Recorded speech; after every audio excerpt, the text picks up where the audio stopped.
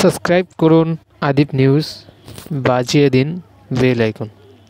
আসসালামু আলাইকুম।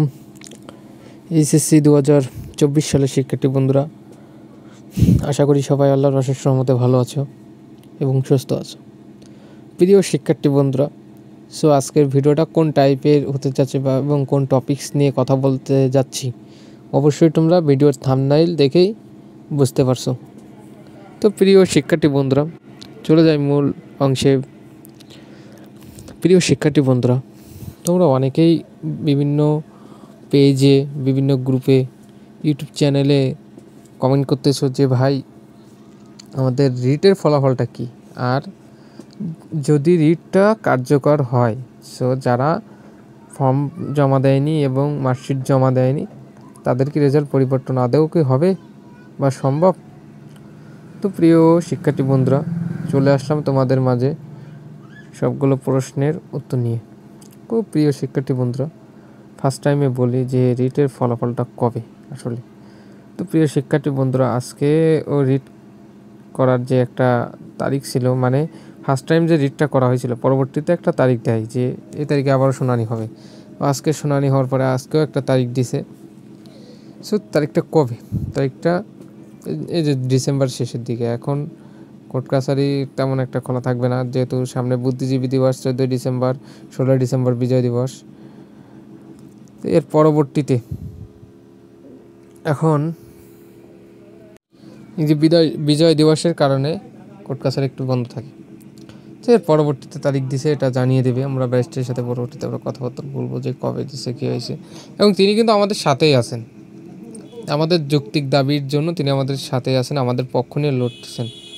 প্রিয় শিক্ষার্থী বন্ধুরা, এখন পরবর্তীতে চলে যায় আপনাদের দ্বিতীয় প্রশ্নে, যে আমরা যে মার্কশিটও জমা দেয়নি এবং ফর্মটা ফিল আপ করি নাই, এখন আমরা কি পাস করতে পারবো যদি রিটের ফলাফলটা কার্যকর হয়? আদৌ কি হবে? তো প্রিয় শিক্ষার্থী বন্ধুরা, যদি রিটটা কার্যকর একবার আদালত মেনে নেয় তো সবার রেজাল্ট পরিবর্তন হবে। তো যারা দেয়নি তাদেরটাও হবে, যারা দিছে তাদেরটাও হবে। এটা হবে না যে যারা দেয়নি তাদেরটা পরিবর্তন হলো না এবং যারা দিছে তাদেরটা পরিবর্তন হবে। এটা কখনোই হবে না, এটা স্পষ্ট একটা ধারণা দিয়ে দিলাম। এবং তোমাদেরকে একটু হুঁশিয়ারি করতে চাই, তোমাদের কিছু ফুটেজ আমি দেখাতে চাচ্ছি এখানে, যে বিভিন্ন WhatsApp group, public group, Twitter, Instagram, যেখানে আছে না এখন, টেলিগ্রামে যারা এই যে কেন্দ্রীয় গ্রুপ খুলে রেখে বসে আছে, ঢাকা কেন্দ্রীয় গ্রুপ থেকে শুরু করে বিভিন্ন রকমের গ্রুপ, এখানে বলা হচ্ছে বা কিছু অসাধু ব্যবসায়ীরা বলতেছে যে আমাদের যে 26 শিক্ষার্থীকে আটক করা হয়েছিল তাদের 5-6 জনরে তারা নিজেদের বাড়ির খরচ থেকে ছাড়া নিয়ে আসছে, এইগুলা বলতে চাচ্ছে তাদের টাকা দিয়ে, এবং তাদেরকে চালানোর জন্য টাকা চাচ্ছে, এবং রিট করার জন্য 15 থেকে 20 থেকে 25 থেকে 30 হাজার টাকা মতন তারা চাচ্ছে, মানে সবার কাছ থেকে তোলার একটা চিন্তা ভাবনা করতেছে।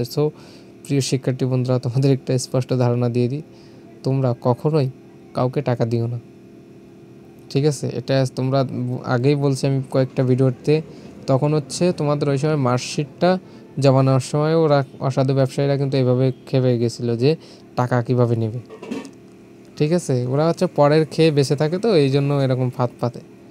প্রিয় শিক্ষার্থী বন্ধুরা, আমি আগেও যেরকমভাবে বলছি মার্কশিট জমা দেওয়ার সময় যে তোমাদের কাছে যারা টাকা চেয়েছে তাদের 1 টাকাও দিবা না, বরঞ্চ তাদেরকে গালিগালাজ করে দূরে ঠেলে দিও, এবং তোমাদের কাছে টাকা চাইলে তোমরা উল্টা তাদেরকে থ্রেট দিবা, ঠিক আছে? এবং এখন যারা টাকা চাচ্ছে রিট করার নামে, ওই একই চক্র, প্রতারক চক্র, তার একই সাথে ঘুরে ফিরে এখানে এসে এখন টাকা পয়সা চাচ্ছে। তোমরা সাবধান হয়ে যাও, সতর্ক হয়ে যাও, এবং তোমাদের কাছে যদি টাকা পয়সা চেয়ে থাকে কারো কাছে, তো কমেন্টে একটু জানাবা যে আমার কাছে চেয়েছিল, এবং তোমাদের কাছে কী বলে চেয়েছিল এটা একটু আমাদের যে গ্রুপ আছে গ্রুপে একটু স্ক্রিনশটটা দিয়ে রেখো। প্রিয় শিক্ষার্থী বন্ধুরা, তোমরা কোনো প্রতারণার বা প্রতারকদের পাল্লায় পড়ো না, এটাই তোমাদের জন্য দোয়া রইল। এবং প্রিয় শিক্ষার্থী বন্ধুরা, সবার মাঝে একটা কথা বলতে চাই, এই মাসের ভিতরে একটা ভয়ঙ্কর কথা, যদি এই মাসের ভিতরে এই কোর্টের রায় বা উকিল যদি কিছু না করতে পারে, তো প্রিয় শিক্ষার্থী বন্ধুরা সামনে মনে হয় আর কোনো কিছু করা থাকবে, কারণ যেহেতু তোমাদের অলরেডি এইচএসসি 2025 সালের কিন্তু ফর্ম ফিল আপের ডেটটা দিয়ে দিছে মার্চের 2 তারিখ। এই জন্য বলতেছি, এই যে জানুয়ারি মাসের 15 দিনের ভিতর থেকে এই যে ডিসেম্বর মাস পড়া, এর ভিতরে যদি কিছু না হয়, সো আর কিছু করা যাবে বলে মনে করি না।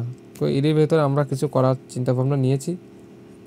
পরিশেষে একটা কথাই বলতে চাই এবং সতর্কতা আবারও করতেছি, তোমাদের কাছে রিটেনের নাম করে বা ওই 26 শিক্ষার্থীর যে ওই যে জামিননামার নাম করে যদি কোনো প্রতারক তোমাদেরকে মেসেজ দেয়, সো সাথে সাথে তাকে ব্লক দিয়ে দিবা, এটাই হচ্ছে সতর্কবাণী। এবং ভিডিওর সর্বশেষ দিকে চলে এসেছে প্রিয় শিক্ষার্থী বন্ধুরা। তো যারা আমাদের ইউটিউব চ্যানেল আদিপ নিউজ চ্যানেলটি সাবস্ক্রাইব করোনি, তোমরা অবশ্যই চ্যানেলটি সাবস্ক্রাইব করো, লাইক এবং ভিডিওটা শেয়ার করে দিও, যাতে এই ভিডিওটা দেখে অনেকেই হুঁশিয়ারি এবং সতর্ক হয়ে যেতে পারে। সো প্রিয় শিক্ষার্থী বন্ধুরা, আজকের ভিডিওটা আমাদের এই পর্যন্ত। যারা সাবস্ক্রাইব করেনি অবশ্যই সাবস্ক্রাইব করে ভিডিওটা শেয়ার করে একটা লাইক দিয়ে দিবেন। আল্লাহ হাফেজ।